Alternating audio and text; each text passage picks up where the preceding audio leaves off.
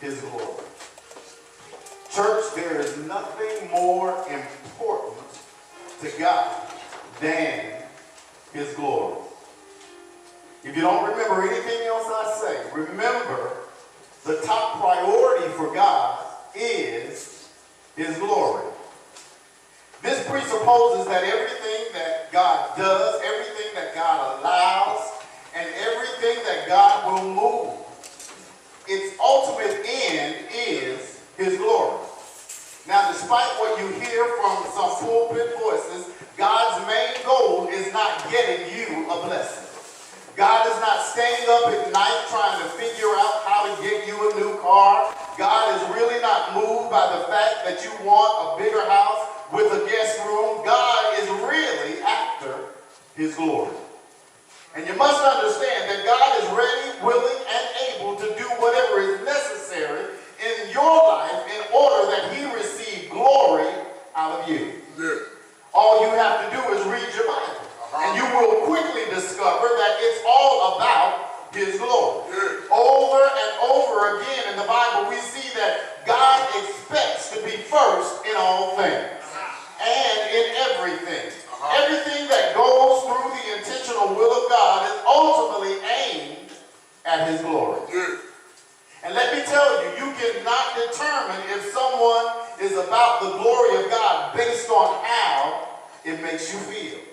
You must understand that even in those moments when you're dealing with despair and disappointment and disease, somewhere God is setting it up for his glory. You ought to touch your neighbor and tell them it's about his glory. What that means is when you or I know that it's about God's glory, we ought to give God praise while we're in whatever we're in. Because on the other side of it is a blessing. In other words, whenever we're going through what we're going through, our main goal should be to give God the best praise that we have. Can I get a few witnesses that can testify? I've been through some stuff. I've dealt with some heartache. I've dealt with some pain. And in the midst of it, all I could do is lift my voice and give God a little bit of praise. And when I praise God, it is true, when blessings go up, or praises go up, blessings sure come down. Amen. That means if I lose my job, I'll praise him. Yeah. If my spouse walks out, I'll praise him. Yeah. If my friends turn their backs on me, I'll praise him. Yeah. Because God says if you give him the praise, he gets the glory. And whatever you're going through, God will work it out for your good. Now, saints of God, I need you to get this. Everything that you go through can be a setup for supernatural where God is concerned. That means that my trials are for his glory. My tribulation is for his glory. My setbacks are for his glory. My sickness can be for his glory. A failure can be for his glory. My disappointment is all about his glory. There is nothing that will happen in your life where God cannot and will not look for opportunities to get the glory. So you need to come to the place that no matter what you're going through, where you can say to God, be the glory. I wish I had some church folk today. That no matter what I'm going through, I can say to God, be the glory. No matter what happens in my life, I can say to God, be the glory. No matter what sickness comes upon me, I can say to God, be the glory. No matter what my bank account looks like, I can say to God, be the glory. No matter who stops talking to me, I can still say to God, be the glory. No matter who lies on me, who tries me, I can still say to God, be the glory. Is there anybody in here that wants God to get the glory out of your life? Is there anybody in here who don't mind testifying that no matter what state I'm in, my plan is to give God the glory? Having said all that, let's be honest. I don't particularly like the way that God navigates my life to get the glory. In other words, I don't want to go through what I have to go through sometimes in order that God gets the glory. I guess I'm the only one. I don't like pain. I don't like disappointment. I don't like being lied on. I don't like when things go wrong in my life, but I do understand that if God is in it, I'm going to come through it. And when I come through it, I'm going to come out better on the other side than I was when I began to go through it. If you know what I'm talking about. I'm glad that God does what he does the way that he does it. And when God gets the glory out of my life, I'm blessed and I'm stronger for what I've gone through. And I believe that in every situation, God will get the glory. But I do wonder sometimes, God, could you have found an easier way to get the glory? And I know there are a few folk in here like me. Yeah. I want God to have the glory. Amen. I know God deserves the glory. Yeah.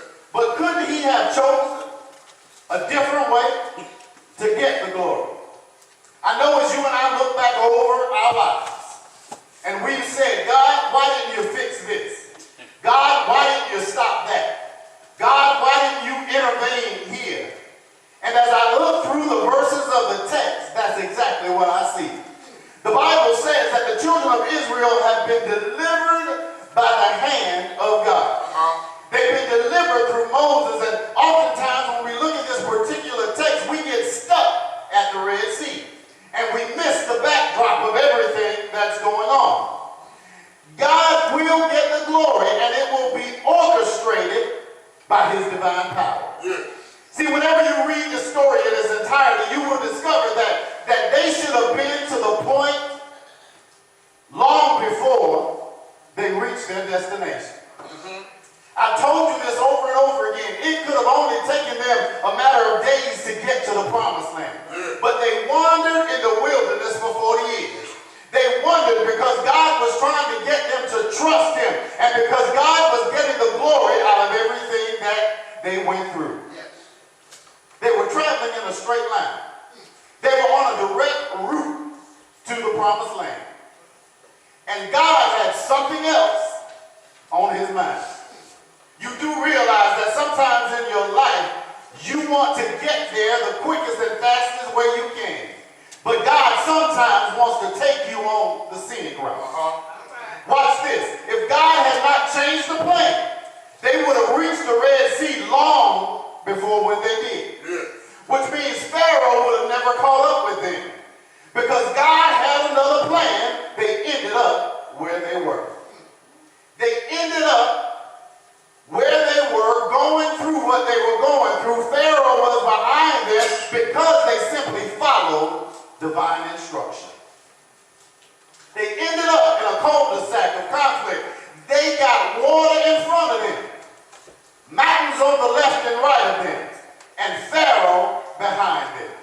Simply because they were following God's instruction. Y'all looking at me funny. They're hemmed in on every side. Because God had something else in mind. And they don't have a clue what God is up to. Have there been some moments in your life when you couldn't figure out what God was doing? Because this doesn't look like what I planned. This doesn't look like what I prayed about. This does not look like the plan I drew up. I don't have a clue what God is doing. But God is simply setting them up for the supernatural. Whenever you can't figure out what God is doing, it is a setup for the supernatural.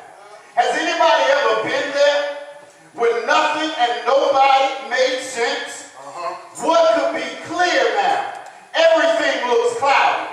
The truth of the matter is you can't explain to folk why you're going through what you're going through. And I have to let you know today, when you're not able to figure it out, God is setting you up for a mighty blessing. God is setting you up for something better than you've gone through. God is setting you up for something that you've never experienced before. So I don't cry anymore when trouble comes into my life. I simply learn how to give God praise. I learn how to give God thank you. I learn how to glorify God in the midst of what I'm going through, because God will always bless you. I've been in this thing long enough with God to know that there will be some times when you want to explain your situation. When you want somebody to help you with the answer, and nobody's able to help you but God. There will be some seasons when nobody can help you but God. And those are the times we have our but God moments. Mama couldn't help you. Daddy couldn't help you. Preacher couldn't help you. It was just a but God kind of moment. And he's trying to teach us something. That when you go through situations that seem almost satanic, what you're experiencing is a setup for the supernatural. See, here's the thing.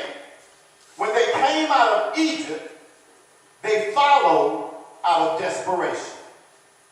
See, they were so anxious to get out of what they were in that desperation made them follow God. Listen, I don't care how saved you are. I don't care how deep you are. I don't care how spiritual you are.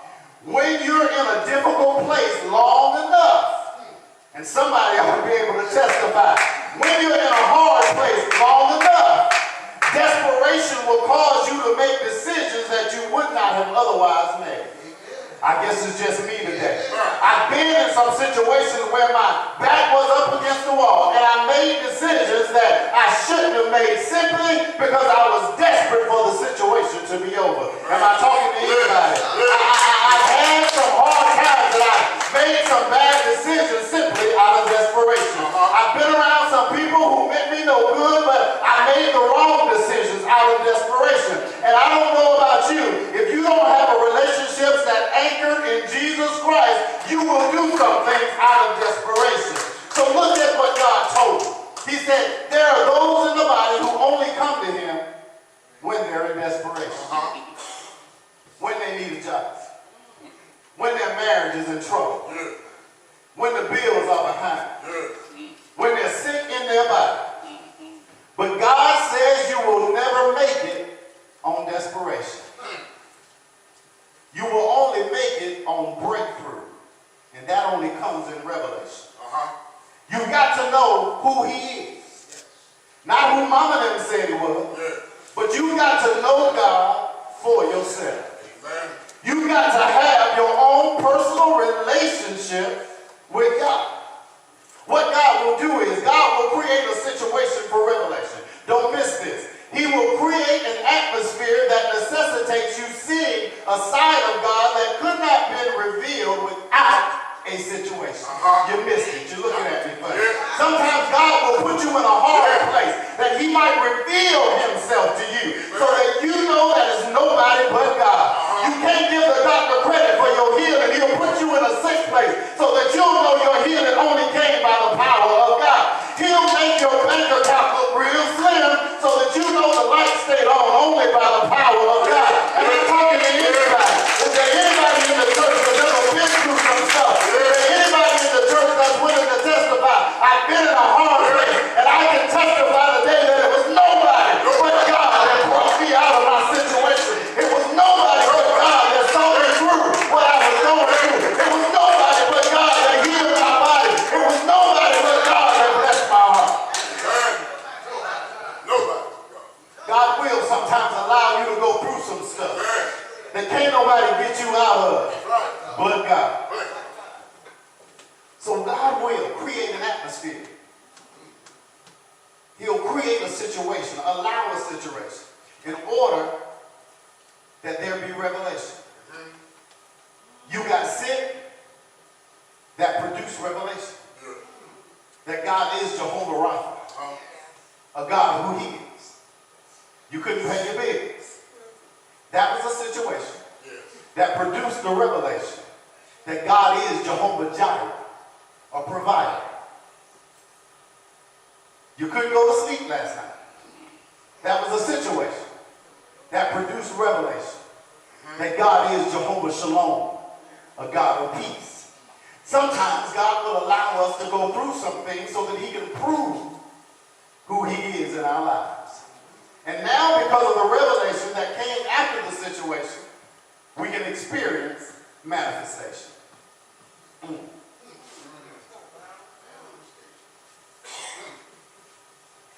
I'm going to let y'all think about that for a minute. We should have been shouting over the news right there. Manifestation should cause celebration. When God blesses you out of your situation, that's manifestation. When God does something out of your situation, he is manifesting your blessing because of the situation that you were in because of the revelation. Y'all still listening? In other words, when you were sick and God blessed you with your healing was the manifestation. You trusted God for your healing. And since he manifested your healing, that's a cause for celebration. Some of y'all sick people should have been shouting right there. Well, let me come to the real folk. You were broke. I know it ain't but two of us in the church. You were broke. Didn't know how you were going to pay the bill. Didn't know where the money was going to come from. But God made a way out of nowhere. God did something in that situation that caused you to still be able to eat, still have some lights and some heat and some water. Those were manifestations. And that should cause us to celebrate. Any broke folk in the house that don't mind celebrating? Any folk that ever been broke and don't mind celebrating? I know. I done been there. But the fact that God brought me out of it through him, come on, let's be real about it, is cause to celebrate. I ain't ashamed to tell you I done had to rob Peter to pay Paul. I ain't ashamed to tell you. I will not eat grits, but you put them on my plate when I'm hungry to see if I want to take that boys up. God will do something that will cause us to have a revelation afterwards that it was nobody but God. And when God does those things, it ought to cause us to remember the manifestation of the blessing that he gave us, and it should cause us to celebrate what God is doing in our lives. Come on, there ought to be some praising folk in the house today. There ought to be some folk that don't mind blessing God.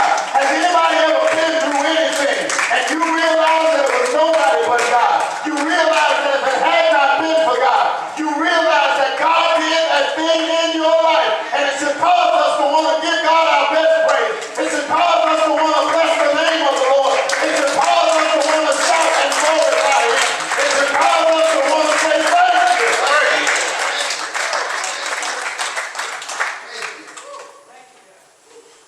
For what you've done in our lives. So remember, the children of Israel were coming out of bondage. They were coming out of Egyptian bondage on their way to the promised land. And up until this point, all the teaching has been about moving forward. But now the situation is where they now have an enemy coming up behind them. They're focused on moving forward, but they've got an enemy coming behind them. So God now does something. God does something. God gets behind them because they're in a new season. If you look at the text said that there was a cloud guiding them. But then the cloud shifts to behind them. In other words, God realized, now that I brought you out, and you know that I'm guiding you, now I'm going to show you how well I can protect you. Y'all miss it. What God did, God's presence was in the cloud. So now that he sees that they have an enemy coming behind them, the Bible says that he shifts. He moves his position from leading them to now protecting them. That there was light and darkness. Now you know nobody can do light and darkness at the same time but God. But listen to this. He was light for the children of Israel that they might be able to see. But he confused the enemy in darkness so that they could not reach the children of Israel. Some missing it right there. In other words, God is able to protect you even when you can't see what's behind you. Even when you can't see an enemy coming at you. God is building a hedge of protection around you. Do you know how many enemies tried to take you out? No, you don't know, because God has been you all the days of your life. God has been watching your back when nobody else could. And that's another reason to give God praise. Because there were things that were coming at you that you didn't even know were coming at you. Why? Because God has been protecting you. And we ought to give God thanks for the protection that he has given us. Is there anybody here who can testify? One of the problems the children of Israel had was they had a habit of looking back at the past. Because if you read on in the story, you'll find out that when they look back and realize that there was an enemy behind them, they did what we normally do. They start complaining. Instead of trusting the God that had been guiding them, now the God that's protecting them, they started to complain. Just like you and I. We find things to complain about that we shouldn't complain about. God has been keeping us all the days of our lives. Things are going well, and we'll start complaining. God's giving you a paycheck every month, and we start complaining. God's been making the ends meet every month, and we start complaining. We get up with a little ache, and we start complaining. I supervise about 5 people, and I got one guy. If he got to work a little harder than anybody else, he calling in the next day. He ain't coming. And he will leave me a message. Troy, I'm sorry, but I'm just tired today. I'm calling in tired. And he's been there for 20-something years. And because the rules are so lax, there's really nothing I can do until he crosses the line. Calling in is not crossing the line. But he'll tell you, if he got to work 15 minutes overtime, he ain't coming in the next day. And so I sat down with him and we had a talk. And I told him, I said, look, man, I really need you to show up, to work. Because when you don't show up, your workload has to be covered by somebody else. And the rest of your team is getting pretty upset because they know if you clock out after everybody else, you ain't coming to work the next day. They had already figured it out. I don't even have to walk to the back and say, y'all, so-and-so ain't gonna be, no, he ain't gonna be here. So I told him, I said, look, man, you got to show up. And he was starting to tell me how hard the job was. Now, I done worked some pretty hard jobs. And I was telling him, I said, man, this job is a breeze.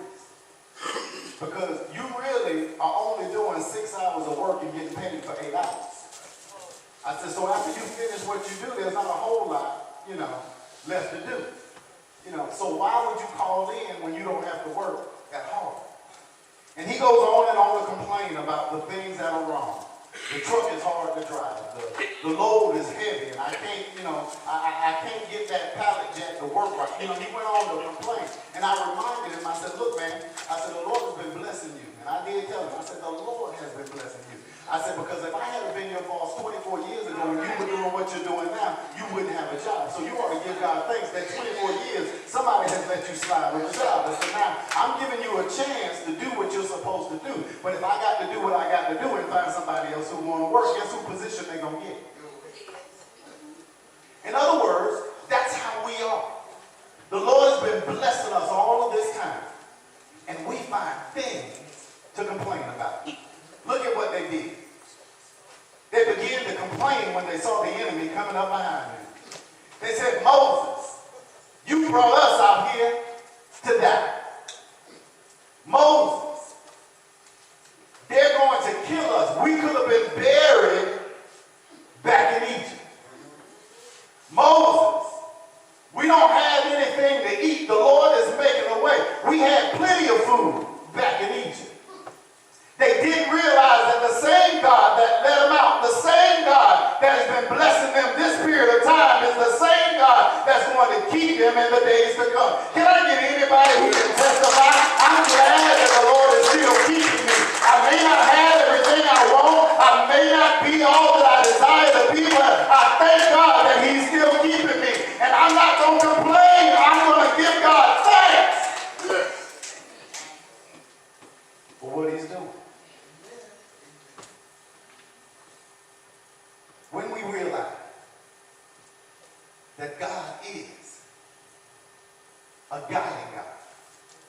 He is a protecting God. He is a providing God. It should cause all of us to give him thanks. Yes, sir. Thank you, Father. When we give him thanks, he gets glory out of us. See, because if somebody else sees you in your current situation, no matter how difficult it may be, and you are yet giving God praise in it, it gives God glory.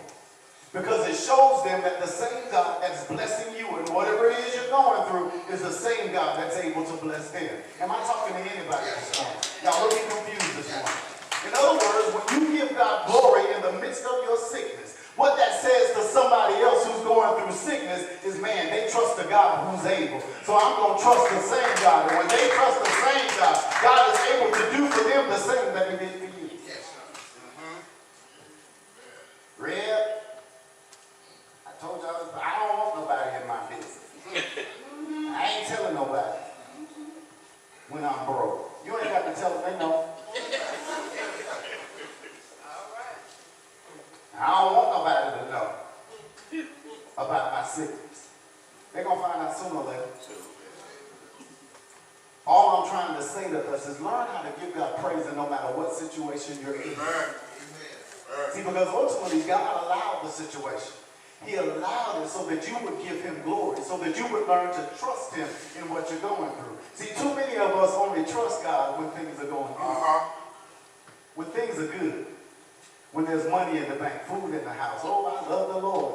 But as soon as a little trouble hits your front door, you go calling everybody else. You talk to Madam Laura more than you do God. Why? Because we don't believe that God is able to do what God said he was able to do. And the only way that we're going to know that he is we've got to trust him. The children of Israel wandered in the wilderness for 40 years because they did not trust God. How many times do you have to be whipped before you stop doing what you're doing? I told y'all. My mom only had to whip me one time when she caught me doing something I wasn't supposed to do.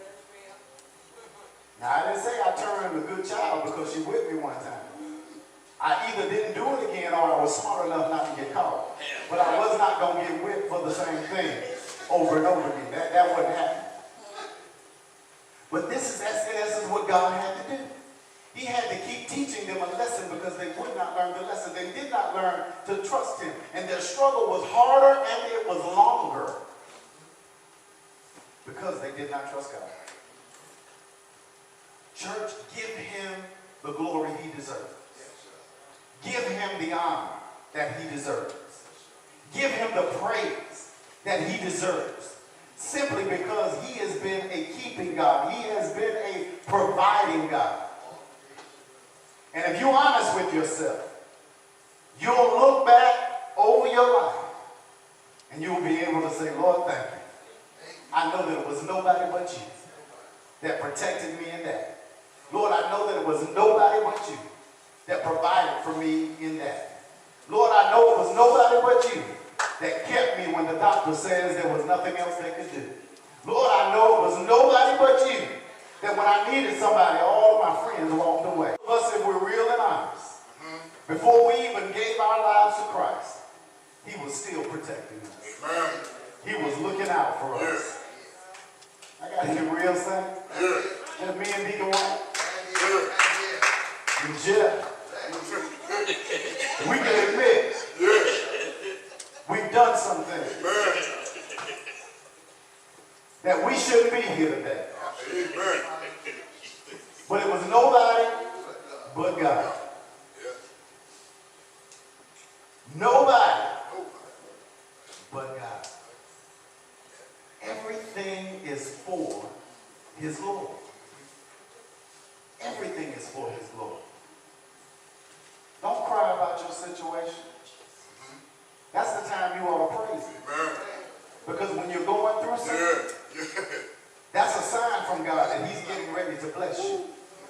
I don't know when he's going to bless you. Don't know how he's going to bless you.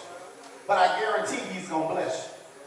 And not going to bless you with necessarily material things. Sunday school this morning.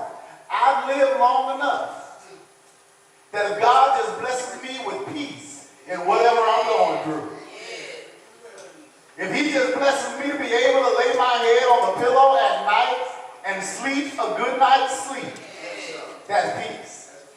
Anybody that's ever had some trouble ought to know what peace is. Peace surpasses God all understanding. We can't explain how God does it, but we're glad that he does. Because he is the kind of God that no matter what he allows in your life, he will be right there with you when you're going through it. God is simply trying to make us better. That's all. Make us trust him more and worry less. And I don't know about you, but I'm glad. All worry's not gone, but I don't have as much as I used to have. I used to stay up at night. I don't stay up at night anymore. Somebody said, God, if you're going to be up, ain't no need for me to stay up. So I go on to bed.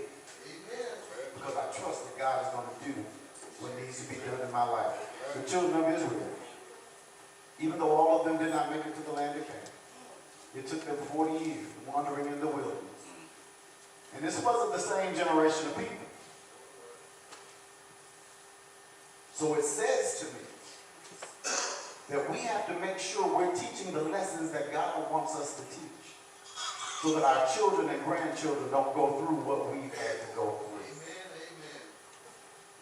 We're losing a generation of young people because we have not taught them who God is or what God is able to do. And I'm just like some of you. I complain when I see them. But it reminds me again that I have not taught them what they need to know in order that they do better. We have to do that, or our children will be lost. Everything that God does, he does it for his glory and for our betterment. So when we trust him, when we praise him, when we honor him with our lives, it says to God, we're grateful.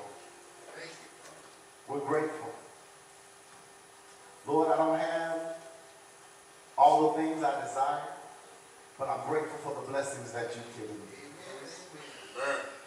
Lord, I still fall short sometimes. But I'm glad I'm not as jacked up as I used to be. Lord, I make mistakes. Say things I shouldn't say. But God, I'm grateful that you gave me another chance today to get right what I messed up on yesterday.